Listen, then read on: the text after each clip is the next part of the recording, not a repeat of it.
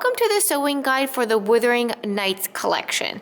This is a quick walkthrough of all the styles because a lot of times when you go to make your DIY kit, the product listing has been taken down because it's been 6 months or it's sold out and you're like, wait, what? What fabric did you use? Where did you use that elastic, huh? So I'm gonna quickly walk through all of the styles for the collection, but I want to stress that this is not a sew along. So I won't be sewing or cutting out anything. I'm just gonna kind of show you what fabrics we use there and if we made any variations and kind of point you in the right direction if there's a tutorial for that. So I'm going to start with the easiest styles. Well, at least in my opinion, the easiest styles to sew, which is the Brooklyn bralette and the Barker panty, both from my book, Sew Lingerie. And I don't know how this happened, that we had like 4 or 5 kits for the Brooklyn bralette and the Barker panty. I guess they just are so easy to sew. So when the fabric came, I'm like, let's do the copper, let's pair it with the black, and let's do this print, but let's do it with the purple, and then let's do it with the sage. And we somehow ended up with 5 Barrett or Brooklyn and Barker kits for this collection. But hey, you know what? There are worse things to complain about. So for this one, the bralette is pretty much sewn exactly as the book. We use the wide fold over elastic along the edges, the wide band elastic. The one thing I want to note, and this is usually how we sew up the Barker panty, is that in the book, the Barker panty is finished with picot elastic along the leg holes, and I believe along the waistline as well, but we usually sew them up with fold over elastic. So that's just something to note, that these samples differ from the book in that way. But your kits do include picot and fold over elastic. The one thing that you want to note is that if you are using fold over elastic, you'll have to take in the gusset area a little bit, just because with fold over elastic, you don't have any seam allowances, and with picot elastic, you do have seam allowances. So if you sew the fold over elastic on the Barker, as is, your gusset your crotch area, I hate to use that term, might be just a little bit wide. So if you're using the fold over elastic, just trim the gusset so it's a little bit narrower. This I usually like to be about 2 inches wide. Next up is the Odessa fashion corset top and matching panty. And let me tell you, the Odessa never gets old to you. I did a poll before the release of this collection asking what styles you would want in the next collection, and the Odessa was hands down the top pick. So this is basically, straight out of the pattern. The only thing I want to note for this sample is that even though your kits included the boning and the channeling that it calls for in the pattern, we didn't use it. We wanted this to be more of like a relaxed top more than like a structured top. So we just literally seamed it, pushed the seam allowances to one side, did a zigzag top stitch. It just makes it a little bit more comfy, I would say. So just wanted to note that about this DIY kit. Also, we've been holding on to this elastic band, but can you see that there? Maybe. Has like this nice decorative detail on it, and I love that we were able to use it in this collection because we have so much that we need to use it, but it's hard to do black and white because like whites don't always match and blacks don't always match, so love how this all came together. Next up is the Maris bralette and panty, and it has been a minute since there has been a kit for this pattern. This pattern was like the hot thing during the pandemic. I remember it came out June, I think it was like 6, 2020. And I feel like that was like the most intense release because it was like the height of the pandemic. Everybody was like locked inside. But anyways, so I'm glad that this pattern, well, not this pattern, but this DIY kit is back because this is such a great style. Very everyday, and I love how we elevated it in this DIY kit with some, a decorative elastic band. And then this lycra is so nice. You really have to touch and feel it to get a sense of what it is like in person, but it's like buttery soft and it's shiny. It has this like just subtle texture. Love it. We did make a little alteration to this style, is that we actually added a center front seam. The kits do come with the front barrel closure, but I feel like half the people do make the front barrel closure, half the people don't. So we just seamed it at the center front, and then at the back, there is a flat elastic that goes along the top edge of the mirrors, and that is included in your kits, but we actually just continue that fold over elastic all the way around. Just work smarter, not harder.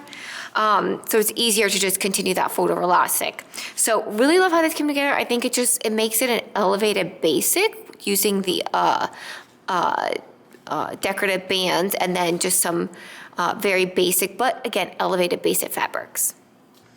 Let's give a shout out to the Madalynne Simplicity 9833. Just like the mirrors, it has been a hot minute since we've had a kit for this, and I'm hoping to keep this one in stock too, because it's just such a classic. You can't go wrong with black and white.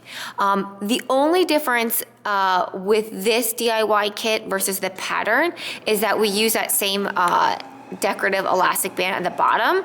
The pattern calls for a fold over elastic along the bottom, so you'll just have to adjust the height of the center back to make sure that your hook and eye fits into it when you're sewing. But other than that, I also did want to call out that the kits come with a stretch lace. Now the 9833 calls for a non-stretch lace, so you might have to adjust the sizing. We didn't. Our model measured a 30-60. We made it a 30-60 with stretch fabric, and it was fine, but just keep that in mind that the kit comes with stretch fabric. The pattern calls for non-stretch fabric, so you might have to make some adjustments as far as sizing up and sizing down.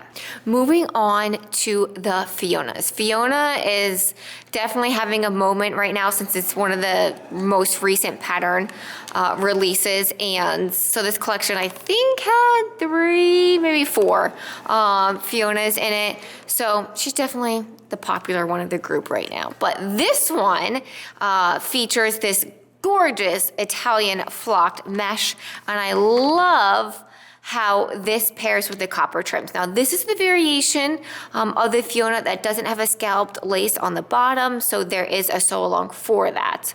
But other than that, it's pretty much just like the instructions, but I just love this color combo. And funny enough, or ironic enough, whatever, is that when this fabric came in, there was another version of this fabric, and we actually did not like this fabric color. We were like, oh my god, it doesn't really like match with the black, and so we actually paired it with a copper and loved it. Loved it. So I really like that, even though we weren't a huge fan of this fabric. Wait till you see the other one.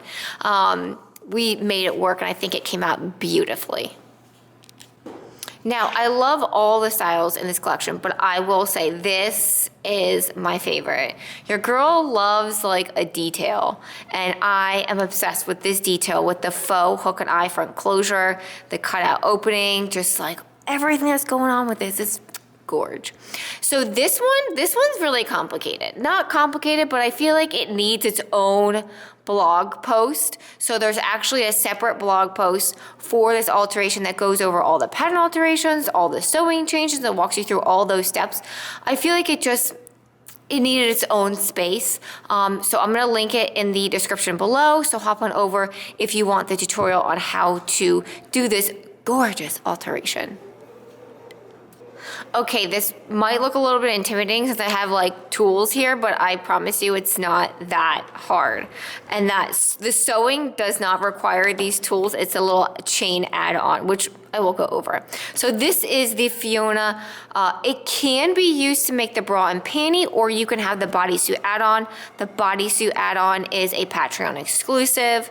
And let me just show you how we did this, because what I love about this is that the ring clip that's included in your DIY kit is actually like a spring, so it can actually open. So like if you didn't want to wear the bodysuit portion, you could actually take this off and like flip these under and just wear the bra. So the bodysuit pretty much can be taken off if you want it to, which I think is awesome. So this one again is the variation that has the photo elastic along the bottom. I really love the detail of the hardware with the little hearts on that, and then the heart charm to match. Now, how we added this ring is that when we sewed the bodysuit add-on, we extended that center front and then wrapped it around the ring, sewed it, and then that was together. For these little strap attachments, we honestly just laid it, and you can make this longer, you can make it short if you want. We just laid it down, and then each strap you see like feeds through and goes all the way back, and it's tucked under the bra at the bottom band and just tacked down. Really easy to add that. Now the chain detail, I hesitate to give somebody measurements and be like, cut it at this length and then add it, at this length, because everybody's torso, especially their waist to their hip ratio, is totally different. So I will say, if you purchase the chain add-on, make up the Fiona bodysuit. Then put it on and stand in front of a mirror or have somebody help you. You're gonna take I think these are called jump rings. And what you do is you're gonna need pliers, and you're gonna basically create an opening there. See how there's like an opening there, right?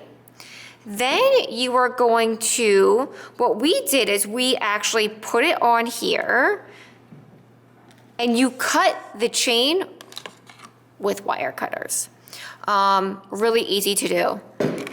I have them because we cut down underwires all the time. So what you're going to do is you're going to feed this ring through one of the chains. Boom. And then if you want the double strap like we did, you're going to feed the other one through that chain again. Boom. Now you can either have this open and feed it through this ring, or you can close it up